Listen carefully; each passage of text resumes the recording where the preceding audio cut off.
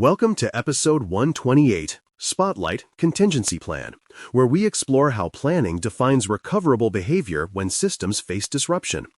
The CP-2 control recognizes that recovery does not happen by accident.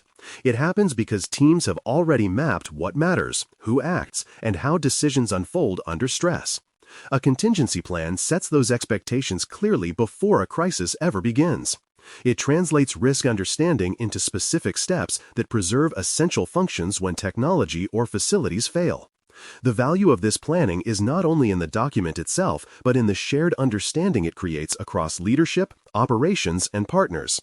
When the unexpected occurs, that shared framework guides calm, decisive action rather than confusion or improvisation. Building on that foundation, an effective plan begins with a clear statement of purpose, scope, assumptions, and authorities.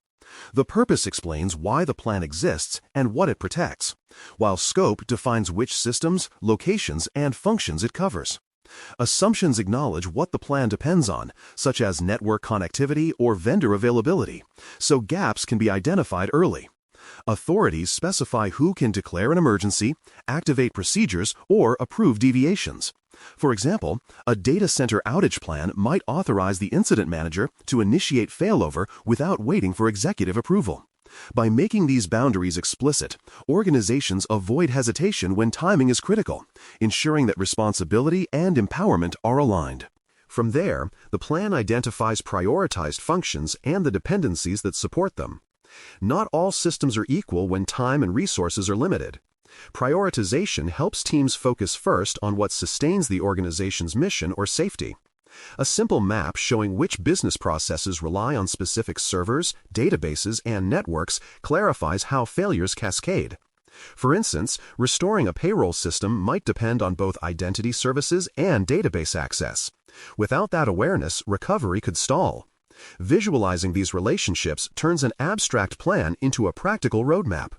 Dependency mapping also reveals hidden single points of failure that deserve preventive investment long before an incident occurs. Building upon prioritization, defining recovery time objectives and recovery point objectives turns planning into measurable commitments. Recovery time objective, or RTO, describes how quickly a function must be restored. Recovery point objective, or RPO, defines how much data loss is acceptable, measured in time between the last backup and the event. For example, an RTO of 4 hours and an RPO of 15 minutes mean the team must restore operations within 4 hours and lose no more than 15 minutes of data. These targets shape technical architectures, backup schedules, and staffing models. They also align expectations between executives and implementers so success can be defined objectively. Once priorities and targets are established, the plan must document roles, alternates, and decision authorities. Clarity about who acts prevents duplication and gaps when stress is highest. Each role, such as communications lead, system recovery coordinator, or logistics support, should have at least one alternate identified in case of unavailability. Decision authorities define who can approve spending, authorize vendor engagement, or declare service restoration complete. For example, a continuity manager might have authority to reassign workloads to a backup site, while leadership confirms the public communication strategy. Documenting these roles ensures that every major action has an accountable owner and a prepared substitute, keeping recovery efforts organized even amid personnel disruptions. From that structure flows the need for communication trees and external contact lists. During a crisis, speed and accuracy of communication often determine the difference between control and chaos.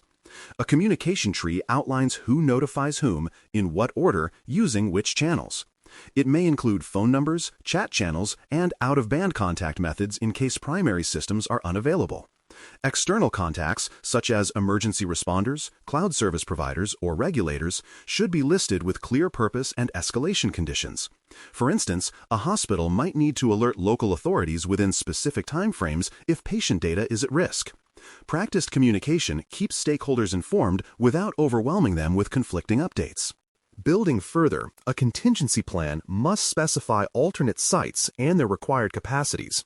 These may include warm or hot sites pre-equipped with hardware, cloud-based failover environments, or shared facilities with partner organizations. Capacity planning ensures that the alternate site can support the critical workload, not just host it nominally.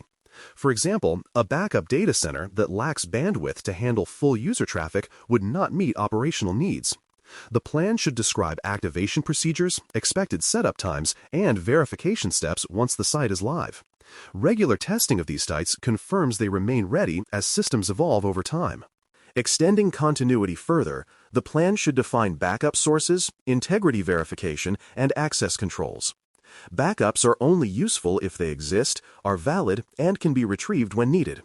The plan specifies where backups are stored, how frequently they occur, and who can authorize restoration. Integrity checks, such as hash verification or test restores, confirm that files have not been corrupted or tampered with. Secure access ensures that backups themselves do not become a new point of exposure for sensitive data. In practice, teams might rotate storage media off-site or replicate data across regions to balance availability with security. Reliable backups anchor all recovery capabilities. From there, the plan outlines workarounds and manual fallback procedures to maintain at least partial operations. Even the best technology recovery takes time, so temporary methods keep essential activities running.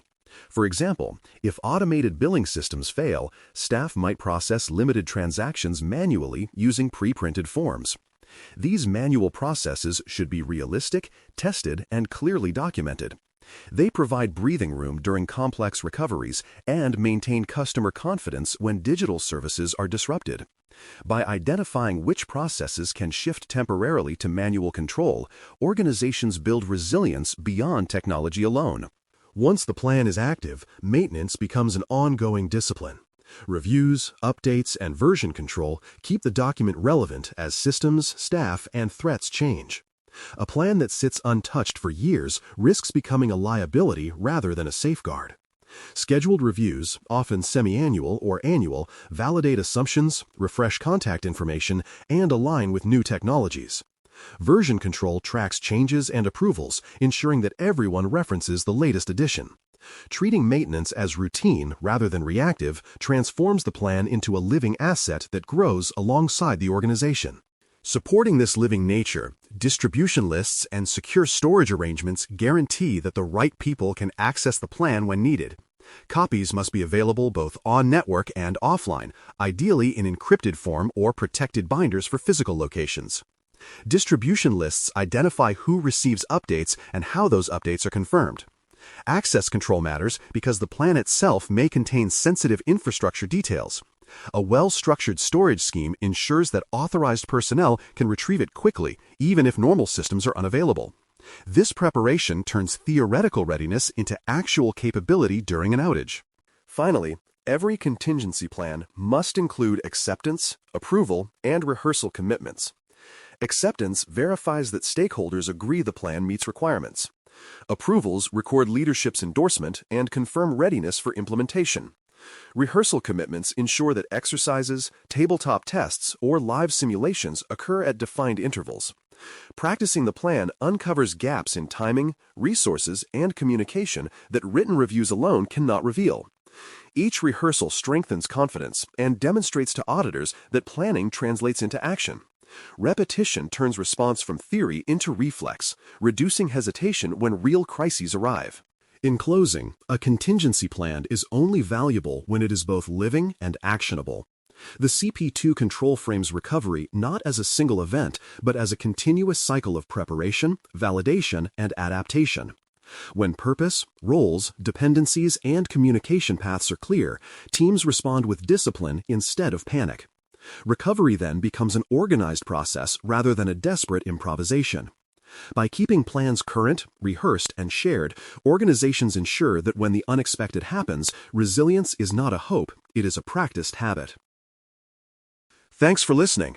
For more audio courses, daily newsletters, and more, please visit baremetalcyber.com.